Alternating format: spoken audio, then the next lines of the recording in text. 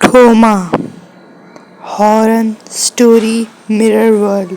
रिया 13 साल की लड़की अपनी माँ के साथ मुंबई में रहा करती। एक दिन ईशा की माँ को ऑफिस के काम से कहीं जाना पड़ गया तो उन्होंने रिया को उसकी चचेरी बहन अनामिका के घर भेजा। अनामिका के घर में उसकी बहन सौम्या भी थी।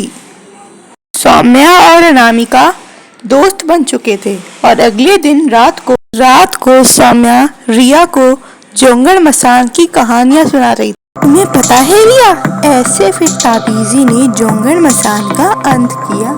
रिया डर के मारे टॉयलेट भाग गई और उधर पीछे से सौम्या पास वाले मंदिर चली गई। उधर रिया घर में सौम्या को ढूंढ ढूंढ के थक गई पर सौम्या उसे नहीं मिली। सौम्या दीदी आखिर कहाँ गई? अरे ये अब किसका फोन आ गया? हेलो, कौन? डॉली आंटी। जी आंटी, बताइए क्या हो गया? हेलो बेटा वो सौम्या के पास ना बाहर कोई औरत खड़ी है, हमारे घर के बाहर। ऐसा लग रहा है कि वो सौम्या को डरा रही है। ऐसा कैसे हो सकता है? फिर रिया अपनी खिड़की के बाहर देखती है। वो देखती है कि जी आंटी, बाहर है तो एक औरत।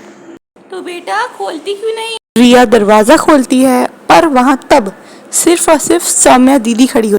आंटी, वहाँ पे कोई औरत नहीं खड़ी। अरे बेटा, अभी तो तुमने कहा। अगर मैं झूठ बोल रही हूँ तो तुमने देखा तो था खुद। जी आंटी, मुझे आप पे विश्वास है। बेटा, मैंने तो ऐसा कुछ कहा ही नहीं। दरवाजा खोलने के बाद की औरत सौम्या से बात कर रही है। मैं तो ये कह रही हूँ कि वो औरत तुमसे बात कर रही है। क्या? मुझसे? रिया पीछे मुड़ के देखती है पर तब वहाँ सौम्या नहीं, वो औरत होती है। वो औरत कहती है कोमा कोमा कोमा। तभी रिया डर जाती है और पूछती है कोमा का मतलब क्या होता है?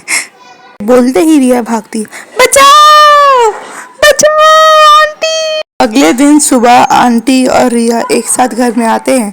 वो देखते हैं सब सो रहे हैं, यहाँ तक कि रिया भी सो रही होती है। रिया अपने आप को सोते हुए देख के डर जाती है। आंटी नकली रिया के पास जाती है जो सो रही थी पर अब उठ चुकी है। आंटी को बेड के नीचे से कुछ आवाजें आती हैं। बेड के नीचे भी नकली रिया होती है और बेड के ऊपर असली रिया होती है। जहाँ अभी नकली रिया थी वहाँ असली रिया। आंटी कहती हैं, रिया बेटा, अभी तो तुम यहाँ थी, अब यहाँ? तभी वहाँ सौम्या आके कहती है, आंटी कल आप लुका छुपी क्यों खेल रही थी? तभी वहाँ अनामिका आती है और वो कहती है, आंटी कल रात आप लुका छुपी क्यों खेल रही थी और रात को आपके घर में ताला क्यों लगा था? आप कहाँ थी? ये सारी बातें सुनकर आंटी के पसीने छूटने लग जाते हैं और आंटी डर जाती हैं कि ये सब कैसे हुआ और किसने किया। आंटी सबके लिए पैनकेक और कॉफी बनाती हैं चुपचाप और सब खाते हैं। फिर आंटी अपने घर चली जाती हैं। और तीनों बहनें घर में मैगी खाती हैं अकेले। रात को आंटी अनामिका को कॉल करती हैं और कहती हैं, अनामिका वो औरत फिर तुम्हारे घर के नीचे खड़ी है। कैसे अनामिका? अनामिका कहती है, आज तो मैं इस औरत को नहीं छोड़ूंगी। नहीं बेटा नहीं, उसके पास मत जाना। छत से उसके ऊपर गंगा जल फेंक। अनामिका उस औरत के ऊपर गंगा जल फेंकती है। गंगा जल पड़ते ही वो औरत जोर से चिल्लाती है। अगले दिन सब सुबह कामाख्या देवी माता रानी के मंदिर जाते हैं। रिया जैसे ही मंदिर में कदम रखती है वैसे ही मंदिर के सारे दिए बुझ जाते हैं। पूरे मंदिर में सन्नाटा छा जाता है और ये बात मंदिर की पंडिताइन कहती है अनामिका से, वो औरत अब भी तुम्हारा पीछा कर रही है। जरा देखो तुम्हारे पीछे, वो मंदिर के अंदर नहीं आ सकती। पंडिताइन जैसे ही अनामिका के हाथ में रक्षा कवच कलावा बांधती है वैसे ही मंदिर की सारी घंटियां बजना शुरू हो जाती हैं। घर आकर आंटी रिया के भी हाथ में वही कलावा बांध देती हैं। रात को फिर अब सौम्या उठती है। वो घर के बाहर आती है और उसको बाहर कुछ दिखता है।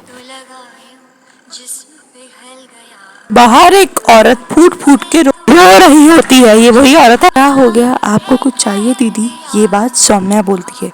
ये बात बोलते ही सौम्या अपने घर के ड्रेसिंग रूम में आ जाती है। वहाँ शीशे में उसको वही औरत दिखती है। सौम्या पूछती है, हाँ तुम्हारा नाम क्या है दीदी?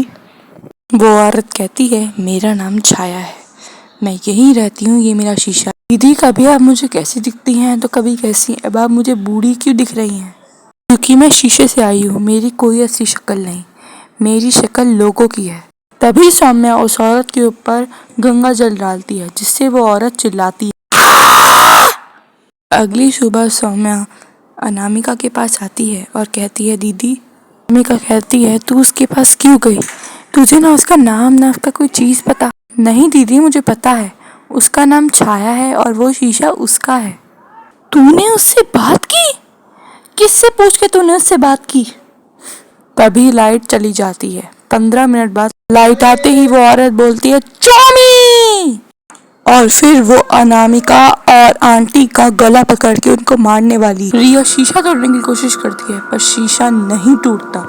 फिर रिया हनुमान चालीसा पढ़ती है। जैसे जैसे वो पढ़ती है वैसे वैसे वो बूढ़ी होने लगती है। जय हनुमान ज्ञान सागर जय कबीर। मैं बूढ़ी क्यों हो रही हूँ? ये क्या? रिया पूरी तरह से बूढ़ी हो चुकी थी। वो औरत हंसती है। उस पे हनुमान चालीसा कोई असर नहीं, जैसे कि उससे हनुमान चालीसा कुछ होता ही नहीं। फिर सौम्या शीशे पे आग लगा देती है गंगा जल डाल के। जैसे ही वो शीशे पे आग लगाती है गंगा जल डाल के, तभी वो औरत जलने लगती है। मत करो,